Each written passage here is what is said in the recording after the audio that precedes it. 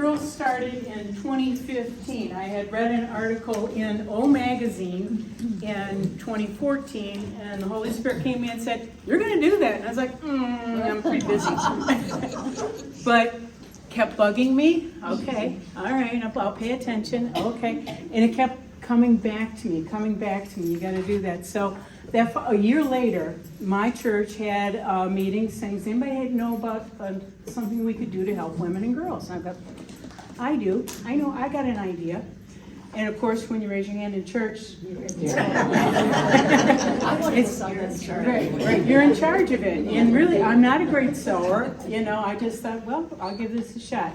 So we worked on that there, and that was over at Antioch. And then I realized meeting once a month for 3 hours wasn't going to do a whole lot. So I also worked at this church on Fridays, and my friend Jody said, we can work on it here. And then about a couple months later, she goes, we need to meet every week. So that was the beginning of meeting every Wednesday here. Go sit down, sweetheart. Go on, go sit down over there.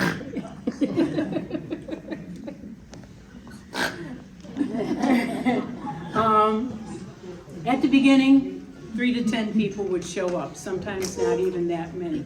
Carol was one of them. Thank you, Carol.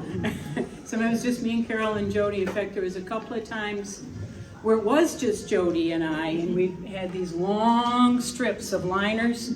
And here's Jody, because her dad used to cut like the whole bolt in one strip, and she'd hold it to me, and I'm sewing. So it was pretty funny. That first summer, we worked hard from about February, really, until August, and we sent out our first batch of kits. And that was just 17 kits. And we worked really hard all summer just to get that out. Okay. Then we get our second batch out in November, and we sent 75. So if you see there on the on my orange sheet that I passed around, you can see how many we did that year. I should probably get the sheet. Hey, you, how are you? That fall, Patty Montemery, raise your hand, Patty. Wrote an article, and it got published in the Free Press on Valentine's Day, on the front page of the women's section. It changed everything. We went from being 3 to 10 people, and that Wednesday before that article came out, there was 3 of us here. That was it. Well, how many people came because of that article? Lots, right? Yeah, look at this. How many people? Living and people that had passed. Oh, yeah. So that's it. That's how you started this, Pat. Well, I read that same article in Oprah, and I cut it out, and I just held on to it for a long time, and started calling, tried to figure out if there was any local chapters. Wow. That's how I came to you. And then my editor, weirdly, a woman, was like, "Ew, I don't want to write that story. We don't need that story." It was sort of like, "Ooh, periods. We don't want to write about that." I'm like, "Yes, we do. And trust me on this." And, so I'm glad I prevailed on that one. It was one of the last stories I wrote for the Free Press.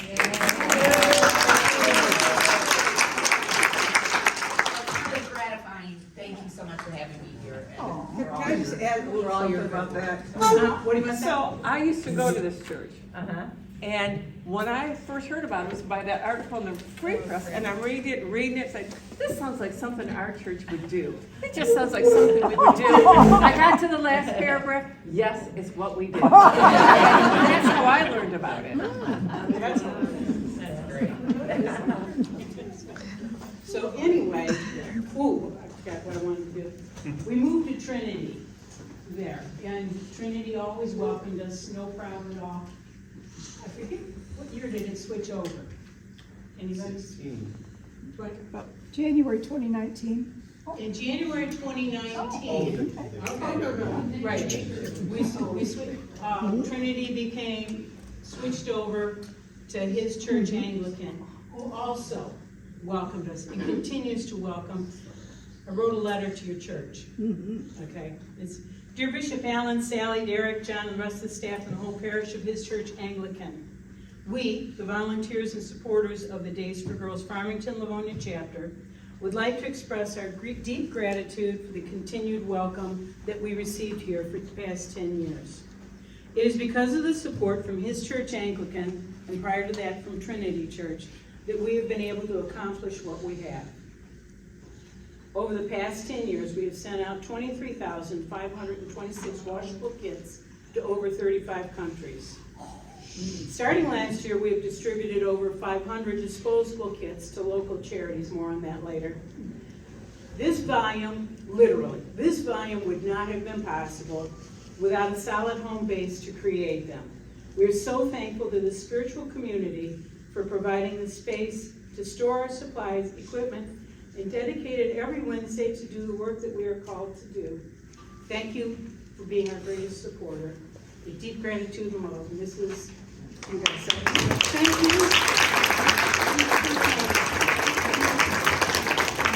Assuming that you would take this as administrator. Oh, look at all the signatures. Yes. Wow.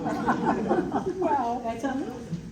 They have given us this space every Wednesday, year round. They have given us this, so you can see our carts in the back there. We have closet space. They've always made us feel like we are one of their missions.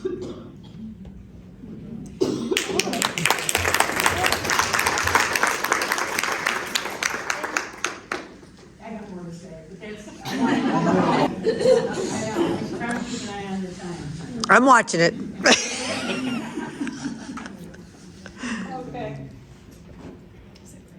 Back then in 2015, yes, still. No, 2016. After the article came out, and that first Saturday, we had 60 people show up. Whoa. 60 people, right. And there was an event going on in this room, but the church always provides us space, so we were meeting upstairs. Friday before that, Jody and I came in. We were here for about 4 hours, moving stuff up, setting things up. One of our concepts for this group is to always have something for everybody to do, no matter what your skill level was. If you came here with open hand and open hearts, we're gonna find something for you to do. So regardless of what it was. So at the beginning, when we were making shields, they had a cutter. You could have got this cutter, and we decided, no, we're not getting the cutter because it gave people a job to do, which was cutting shields. That didn't work out. But we still have stuff for it. We came up with a new way of doing it. Oh, the point I want to make is that Wednesday that we came back after the Saturday, was I overwhelmed? Yes. Yes, I was overwhelmed. Here comes Barb and Diane. And raise your hand, Barb, so people Barb is still the queen of the shields.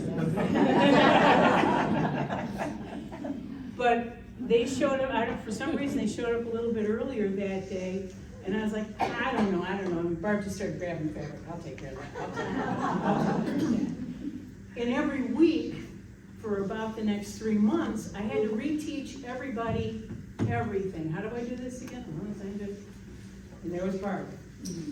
Barb was there ready to rededicate and re-show everybody how to do that. So, big hand for Barb.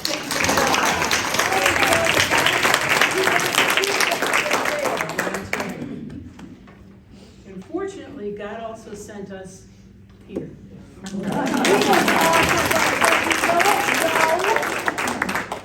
Whose friend Sonia, God rest her soul, Sonia saw this article in the Free Press and said to Peter, I think you might be interested in this group. He came one time in his Tuesday, yeah. You came to the, right, because right after that article came out, we had a Saturday, Tuesday at Antioch, and then Wednesday here. And he came to the Tuesday. Turns out he knows a lot about sewing. He knows even more about serger machines, sewing machines. So if you're working here and something goes wrong with it, Peter, Peter, and if he can't fix it, it's got to go back to the shop. That's He can usually fix it. he can usually fix it, or he can decide no, it needs to go in too. So, but he's able to help anybody. He's taught people how to sew. He's taught people how to use the serger. Thank you, Peter. Peter is awesome, but doesn't realize it.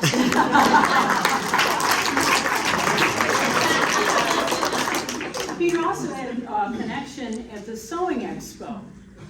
And so we could set up a booth for free, because we're a charitable organization. So Jody and I went there and, did you go, Carol? I think I've gone once. Yeah, Carol and Debbie O. Debbie O. Yep. Debbie O told us, where's Debbie O? But Debbie O helped us decorate our booth. We were very festive. And the person that I met there that means the most is Georgianne.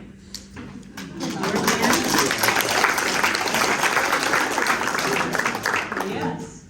And Georgianne has been with us ever since. She started out doing just a few little things here and there. But it turns out she really knows. What's that? You are very manipulative. Did you get the apron? Did you get the apron? Once you get the apron, you're in, right?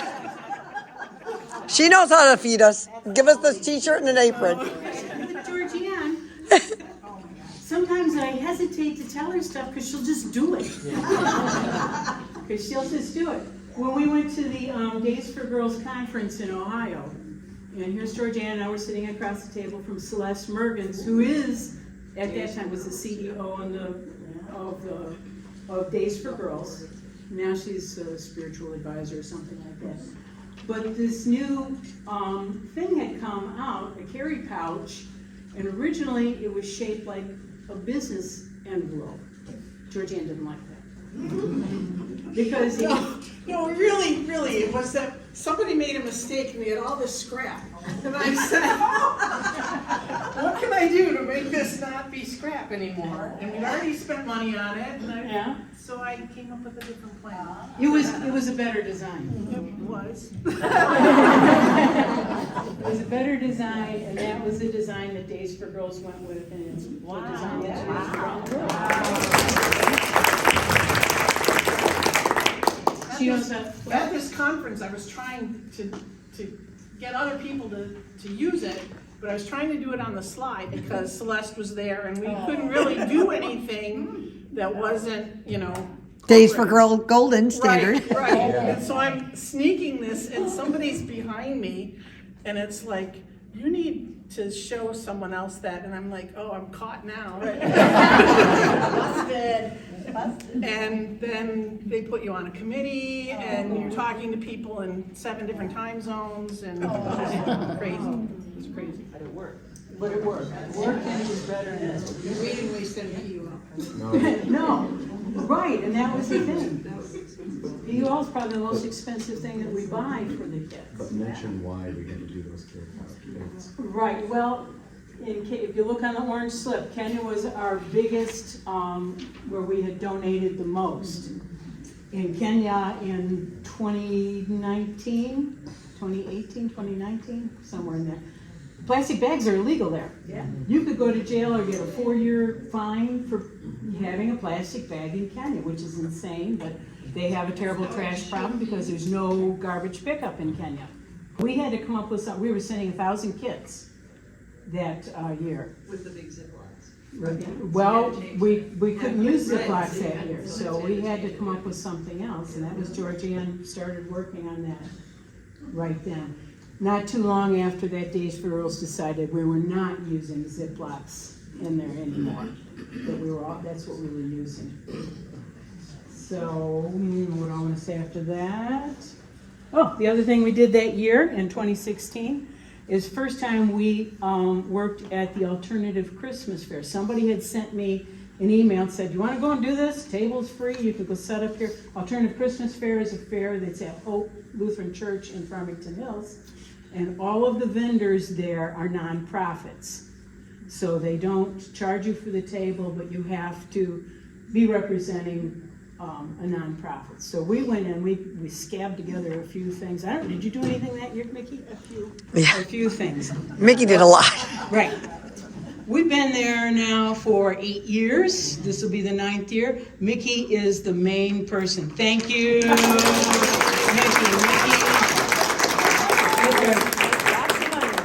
Mickey. You gotta make money to buy fabric, so that's what we do. That's right.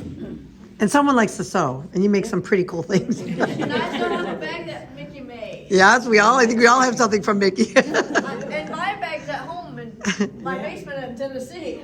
The other thing that happened at the Alternative Christmas Fair, that's where we met Dr. Joan Bix from Wayne State, and that was where we got the big orders going to Kenya, and that was like the first time that we had really done a big order like that. So that was a handy thing. Alternative Christmas Fair is a good place to go and be inspired by all the good people that are right in our own community. And meet, we've met other people there that I ended up connecting with, and we sent kits with them. Along the way, we've also trained 10 Days for Girls teams here. Holy Because, smokes. right, not all of them are still in business. 5 of them still are, and a couple of people from other teams now work under the umbrella of this team because they still wanted to do it, but they didn't want to keep being a team. It's a lot of work.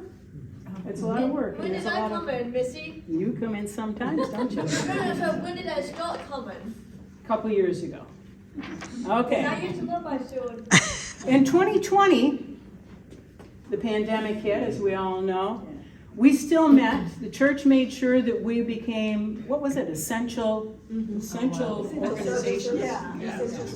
Essential service at that time. So I had my official paper in case the police came by or whatever. But we started making face masks because there were no face masks anywhere. And they came and went and, Georgianne and I designed these little kits, mostly Georgianne. Georgianne does everything. We designed these kits that had the materials in it to make 10 masks. So the cars would come up, we'd throw it in a window. Other cars would come up and go, "You got any masks yet?" So when the masks came out of the car, they would go back into somebody else's car. I don't have an exact number because that's what happens. Sometimes they would go out as soon as they came in, but I think we made about 5,000. Holy smokes. 5,000 masks that year. We also did at that same time, because one of the groups that we were working with to distribute masks was helping Midland. Remember Midland had a big flood? Oh, yeah, I remember at that time. And so they were collecting food and supplies for them, so we did too. So that was another way that we shifted, but we continued to sew. All of the sewing was done at home. If you look at the orange sheet, you'll see that it was one of our big years of distribution. That's still mind-blowing. Right. This team sent 1,500 kits to Cuba with farm stew. It was 2,000 altogether. There were 3 other teams that helped with the rest of that order. And Cuba's an interesting place to send kids to because the government supplies menstrual products there. You get your whole supply 1 year. You get your coupon to go and get your pads from the government. But many times people would go there and they were out. So that's it. We met up with Farm Stew that time. We've done many distributions with Farm Stew since. Also in late 2020, Days for Girls started to do enterprises in the countries that they had a lot of contacts, which included Kenya and Malawi, where we had most of our contacts.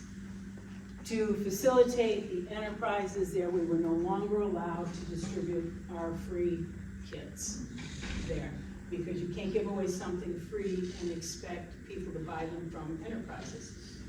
So that happened. No more Kenya, Malawi. We had to start finding other places to send, which we did. You have Honduras on here? Yeah.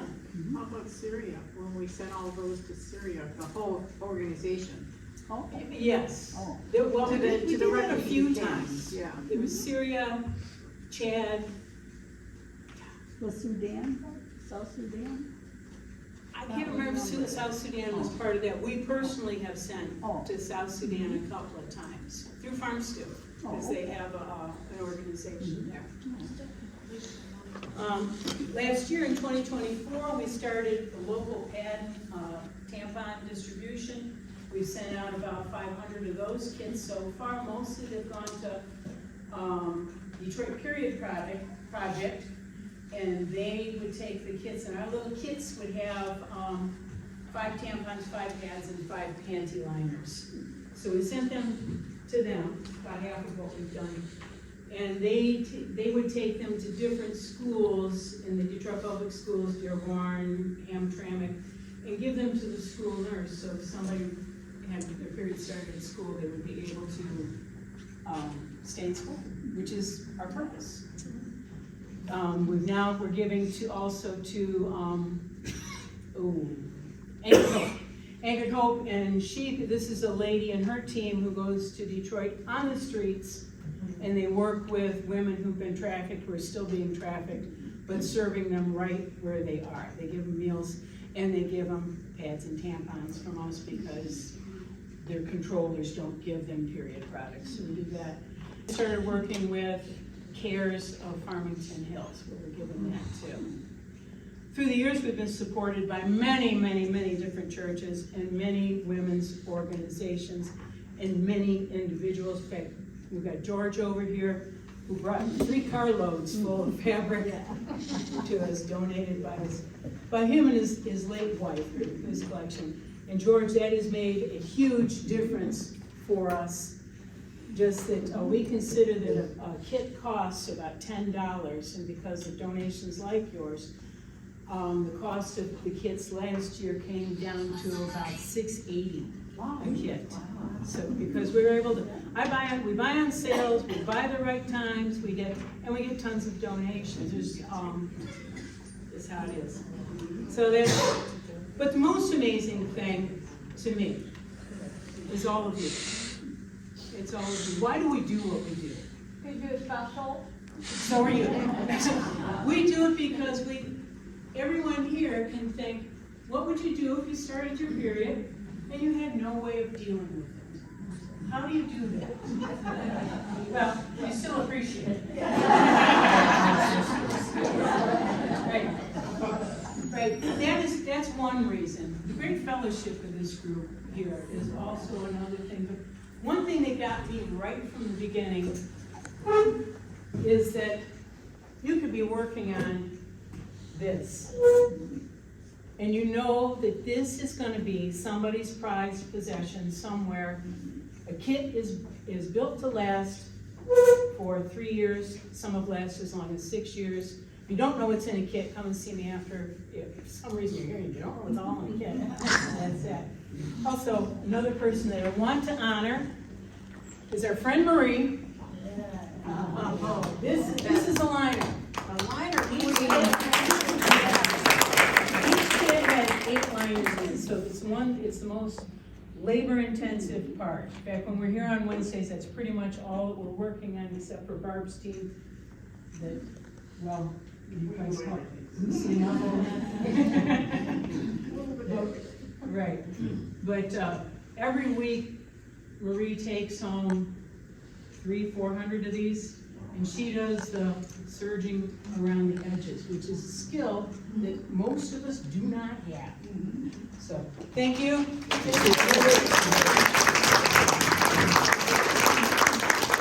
And when she doesn't do her job, then it takes like 4 people. So anyway, I thank you all for being here. Thanks for bringing lunch. Thanks for being here every week. I'm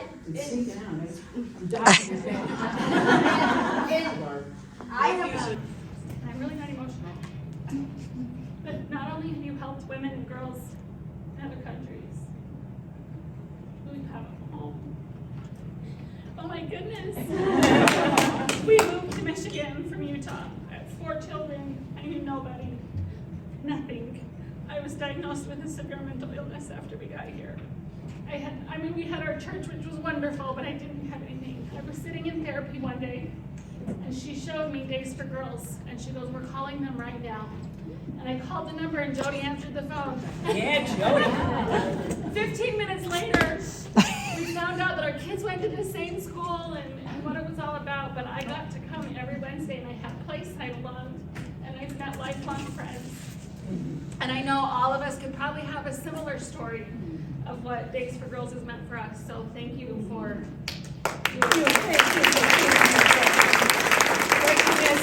opened her own quilting shop on 5 Mile, just west of Farmington. So go and see Gretchen because she's living the dream now. I'll never forget Mickey. I to go on one of these mission trips so badly, and she gave me the money to get my passport. And I got my passport, and I didn't go, but I think of you all the time. My passport, I'm like, oh, but. I figured there's no way I would go out of the country to do this. Betty, you are my idol. Yes, Betty, yes. But she wanted to go. I said, okay, I will help you get there. So you need a passport here, or I'll pay for the passport. Now, timing ended up not being great, but I will never forget these experiences. So Thank you. Thank you. I should probably talk about Betty a little bit too. Oh, yeah. Crazy Betty. When did you join us, Betty? 2017, Okay. and it was from that Free Press article. Somehow it just took me a while to get here, but. I get that. Sometimes you gotta sit on an idea for a while. But Betty has distributed Days for Girls kits in Kenya, Laos, and India. And she also searches when she's here. When she's in town, she's a world traveler. She just got back from Japan. So did my parents last October. But Betty, do you go by yourself though too? I mean, you don't go with a group, right? You kind of do it. I did take a group. Elaine was part of that group to India. And so I said, okay, people were interested in Days for Girls, and one of those people, Diane, used to come here, but she has health issues and can no longer do that. But I said, well, if you come, you've got to bring that second suitcase full of Days for Girls pants. So just count on it. You're not coming. And so I did some research, came up with a local organization there, and this woman works with marginalized women in India, and she was successful in creating the first women taxi drivers in all of Delhi. Wow. And she was working also with a group of visually impaired blind women, and to teach them to be massage therapists. And so we distributed to them, and then we did a little touring on the side, so that was fun. Kenya, I happened to go with a group of women. It was like an outreach program, and that's how I made all my contacts in Kenya. But after, we couldn't bring kids anymore, I said, well, I still have those contacts, so what can I do personally?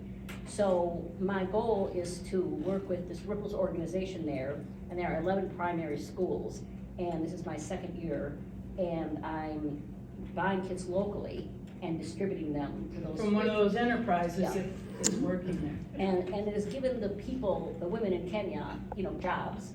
For the first time in their lives, they actually have a job where they're making some money and feeling like they have a sense of worth. Because before, they didn't have that feeling. And they help their own children and themselves. And, so it's a win-win, you can do something for other people, and you personally can do something and, feel good about it. Thanks, Betty.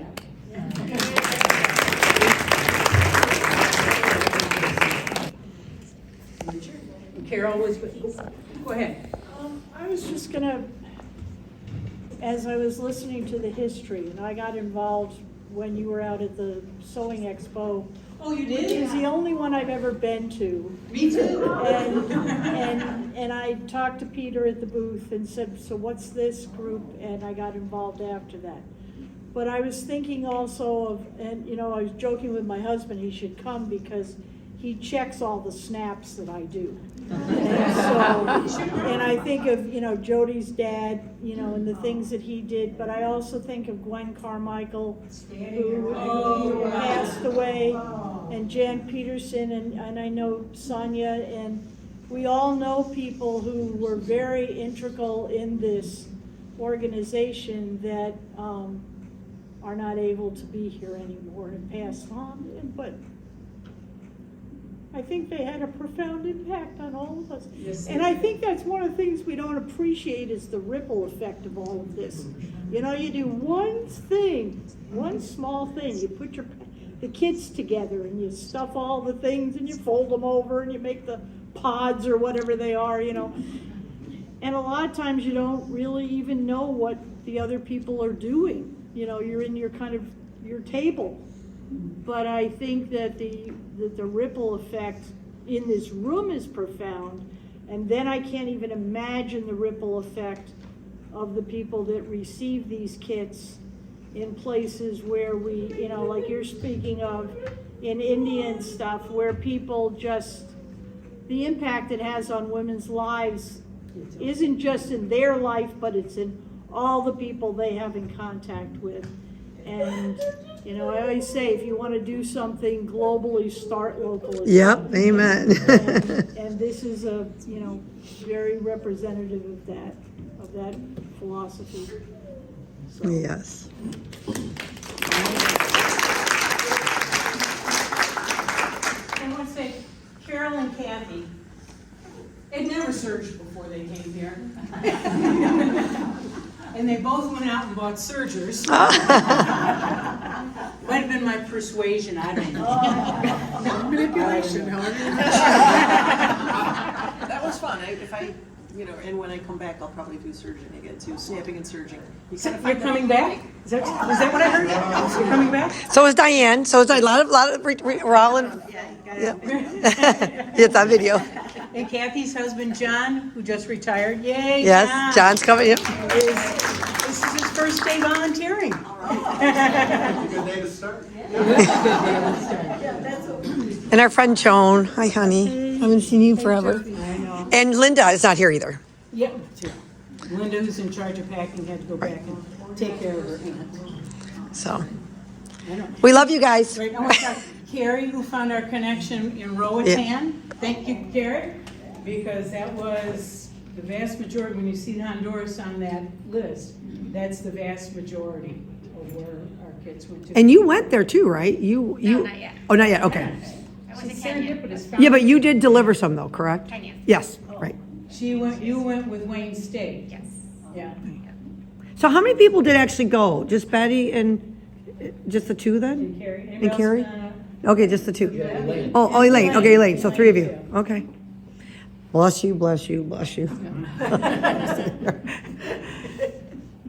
right. Any more questions or shout outs or? Shout out to Susan. Woo woo!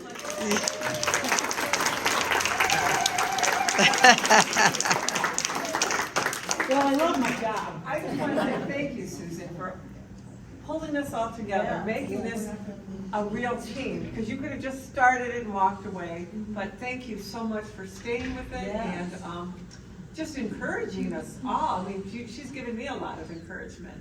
And just, thank you. Well, thank you.